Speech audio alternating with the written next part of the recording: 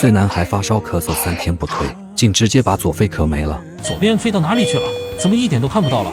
完了完了，赶紧上抢救！因为40岁才老来得子，所以男孩天生就体质弱，还有哮喘。从小母亲就经常把止咳药给孩子当常用药，一有点发烧咳嗽就立马给孩子吃药，生怕孩子遭罪。可这次孩子烧了3天3夜都不见好，母亲见状便带孩子去楼下小诊所扎了一针，可没想到药效仅仅维持了4个小时，孩子在半夜就又烧起来了。母亲这才发觉不对劲，立马带孩子去医院。医生一听肺音便觉出不对，等到拍完片子后更是大吃一惊。我拍了这么长时间的片子，没有看过比这个小朋友还严重的。这个孩子应该说是一个异物把这个左主支气管堵起来了，但是到底是个什么异物堵起来呢？是不是有个什么长了一个什么东西在那堵起来呢？大家都不很确定这到底是个什么东西。男孩的左肺在影像中已经完全消失，小县城的医院根本救治不了，当地医院立马让家长带孩子去城里大医院看。夫妻俩匆匆将孩子送往城里大医院，而当专业的医生看了孩子的情况后，也立马大呼不妙。花儿面色青紫，呼吸困难，血氧饱度只有80%左右。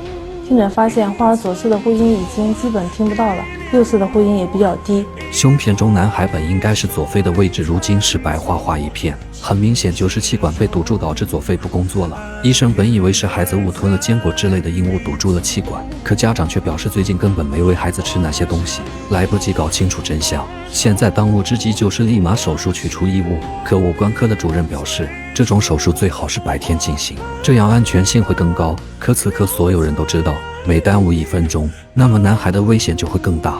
它氧饱和度很低，是因为左肺没有功能。如果是拖时间的话，很可能会危及生命，随时可能出现生命危险。其实，在这个时候，时间就是生命。来不及等天亮，男孩在半夜1点就被推进了手术室。好在手术进行得十分顺利，医生很快就找到了男孩气管里的堵塞物，大概6到8公分长的这么个东西。当时非常惊讶，因为它也比较大，而且它比较长，而且它也比较粗。粘稠的这么个东西，医生从男孩的气管里取出了一条撞死人参的异物，经过分析，它的主要成分就是痰。痰液失去水分后形成的痰栓存在于气管内，从而导致肺部被大面积堵塞，医学上被称为速性心支气管。而手术室外的家长听说儿子是被一口痰堵住肺部后都傻眼了，他们活了半辈子了，也没听说活人能被一口痰憋成这样。这个病我们到现在这么大了，我们也没听说过痰能把肺堵住。